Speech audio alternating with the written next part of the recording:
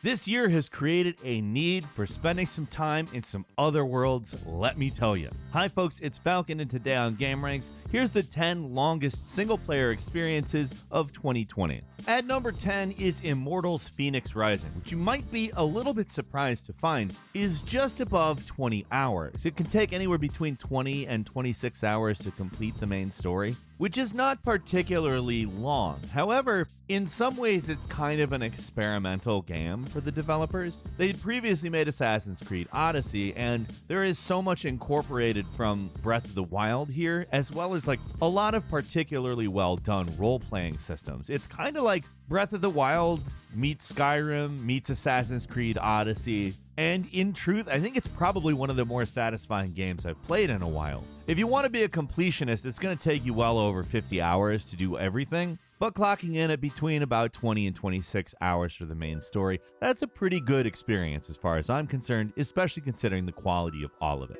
At number 9 is Last of Us Part 2. Now, this is a game that takes roughly a day to complete if you don't sleep, don't eat, don't go to the bathroom, or anything else. It can take anywhere from between about 22 to 26 hours. It is a highly story-driven game, and there is a lot to find if you decide to go outside the confines of the main story. You can end up spending nearly 40 hours on this thing. Accounting for taste, too, it is also very well done, if a little controversial and definitely caused a bit of a stir based in its storytelling choices. However, whether it made you mad, sad, or you were satisfied with it, it was very interesting. On top of that, the gameplay was surprisingly not particularly different from the previous game. It was a little refined, but as far as I'm concerned, it really felt like playing an extension of the previous game, which is great because The Last of Us was friggin' amazing. Plus, playing a game after what takes place after a national pandemic kind of feels relevant, too. Hopefully it doesn't look anything like this, but this is one that'll keep you guessing if you didn't spoil it for yourself. At number 8 is Ghost of Tsushima, which is also about a day in length. Can take you anywhere between about 23 to 27 hours. Now, this is more specifically an open world game and kind of gives you a little bit more to do in terms of completionist stuff, more along the lines of Immortals than Last of Us. Bring us in at nearly 60 hours if you want to play it as a completionist. It is a beautiful game, so stopping and smelling the roses is a thing that, like, it's not a bad thing to do in Ghost of Tsushima. In fact, it's something I'd even recommend you do. People have taken so many pictures with photo mode. It's just this gorgeous, like, art project on top of being a fantastic action and stealth game. It also tells a very interesting story that I don't know if I've played a game that manages to tell kind of a samurai story as well, but on top of that is fantastic and satisfying and fun and interesting, basically every minute of it. At number 7 is the Demon's Souls remake. Now, keeping in mind this is a remake, we have all kind of known how long this game is for a long period of time. However, it being such a different experience visually kind of necessitates a playthrough, in my opinion, at least if you like the game and or series of games, especially if you're interested in where it started and how it progressed from there. There are a number of differences in Demon's Souls from the Dark Souls game, and it comes in at about 29 to 33 hours. I wouldn't be shocked if you beat it at around 30-ish hours. However, if you really want to go for broke and find everything, this is about an 80-hour experience. Like, it's a ton of time. Like, you could make it your full-time job for 2 weeks straight. And I'm not gonna lie, there have certainly been weeks this year where video games have been that for me. This was the roadmap for all of the Dark Souls games, and it's certainly interesting to spend that 30-ish hours in it. At number 6 is Mount & Blade 2 Bannerlord. Now, this is a game that takes place 210 years before the Mount & Blade Warband expansion and gives you a very large amount of stuff to occupy yourself with. This is one of those games where the main story is, I mean, it's pretty long. You're talking mid 30-hour area, between 34 and 38 hours, I'd say. But if you're going full completionist, you're talking above 100 hours. Now, in our totals, we're not even talking about like multiplayer, but really if you're looking for something to fill up some time with, Mount & Blade 2 Bannerlord's multiplayer multiplayer is like really phenomenal for that. It's not main story stuff, it's just battles, but the battles are so freaking great. It's obviously not a part of our main consideration here, but I thought it was worth mentioning anyways. This is a really pretty version of Mount and Blade 2 Bannerlord that adds some strategic changes in the game, and I think definitely worth the time.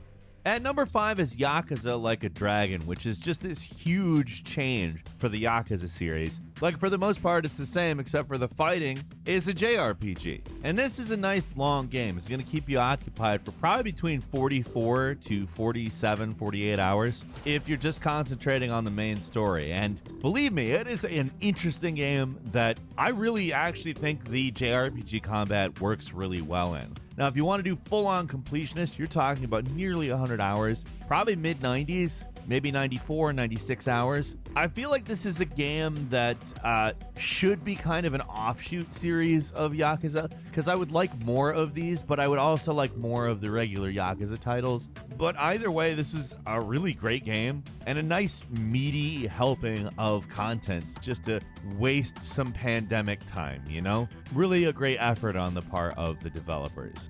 At number 4 is Nioh 2. Again, we're talking about mid-40s in terms of hours on the main story. I'd say probably between 44 and 48 again. Nioh 2 really builds on the base that was created for the first game.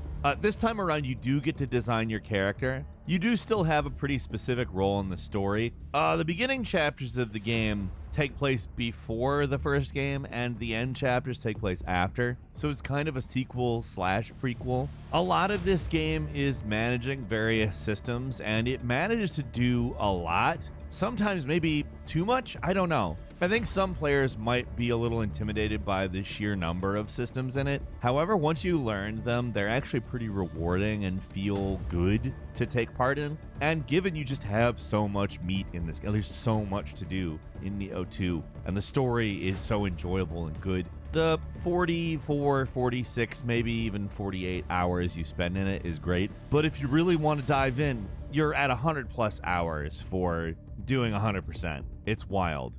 At number 3 is Assassin's Creed Valhalla, which is one of those games that's just not playing around with how much content you actually get. When you're going through the main story in this game, it's going to take you over 50 hours probably. I'd say upper 40s at bare minimum, but probably in the 50 to 54 range. Which is great because, I mean, basically everything in this game is super interesting. I would say that this maintains a very high standard for historical fiction, more along the lines of the earlier Assassin's Creed games. There are a few of them that were kind of, as far as that goes. But there's so much lore and detail and stuff in this game. I love the fact that you end up spending this much time with the main experience. Now, like I said, if you're going completionist 100%, this is probably around 120 hours worth of content. Not going to be shocked if it actually takes you plenty of more time, depending on your playstyle. But in terms of AAA games, this is probably one of the biggest and best packages of the year. At number 2 is Crusader Kings 3, which I've tried a lot of times to reduce describing this game to a minute worth. It's just a huge strategy game. It is difficult. It is like wild in its depth, the amount of systems planning, management that exists. I mean, this is a dynasty simulator, and it lives up to that name. If you're going to play the main game, you're talking about like nearly 80 hours worth of play. I would say mid 70s to 80s in terms of hours spent on this game in the main. I've been talking about how much it takes to 100%. There's not really a way to 100% Crusader Kings 3, but needless to say, there is just a massive amount of stuff to do, and you can pretty much play this game as much as you wanted to. I mean, basically anybody who likes this kind of game, who I have talked to, has been like, Crusader Kings 3 is fantastic. I enjoyed it a lot. It is really a great successor to Crusader Kings 2, and it had been way too long. And finally, at number 1 is Persona 5 Royal, which, if you are playing this game through to the credits, just a mainline playthrough, is over 100 hours. Like, you could probably rush it and get through in maybe 95, 96. But I feel like that would require at least a little luck, because this is just a long game with a ton of stuff in it. The original Persona 5 was, but they added so much to Royal. Like, there's a third semester. There are a lot of new things that just happen in like any random part of the game. There's more characters, there's more places to go. There's just so much going on, and it, again, was a long game in the first place. I have not 100%ed this game, just so you are aware, but apparently it can take more than 140 hours to do, which is wild. That is so much time on a single game. I've got a quick bonus game for you here, too. You might be guessing which one that is, and that's Cyberpunk 2077. Now, yeah, there's a lot of controversy going on with this game, but that doesn't mean that if you're playing on a platform that it works properly on, it's not worth playing, because it is. Mainline, you're talking 20 hours, but there's over 80 hours of stuff to do in this game. You could end up spending possibly even 90 hours of time in the game, depending on what you're doing. But what about you? Did you smash any of these times, or did it take even longer? We'd be really interested in hearing your game times, and also how you played. Did you play mainline? Did you try to do 100%? Leave us a comment, let us know. If you like this video, click like. If you're not subscribed, now's a great time to do so. We upload brand new videos every day of the week, and the best way to see them first is, of course, a subscription, so click subscribe. Do not forget to click the notification bell, and as always, we thank you very much for watching this video. I'm Falcon. You can follow me on Twitter at FalconHero, and we'll see you next time right here on Gameranx.